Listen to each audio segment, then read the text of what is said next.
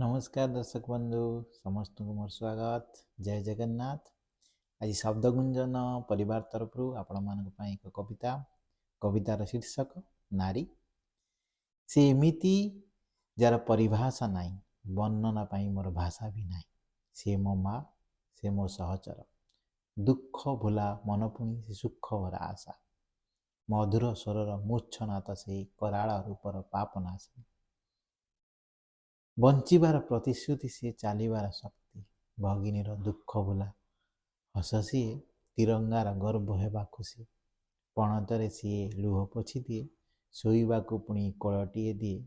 झुंटी गले जी आहाटिए कुए, से मो माँ भगिनी आ नारी।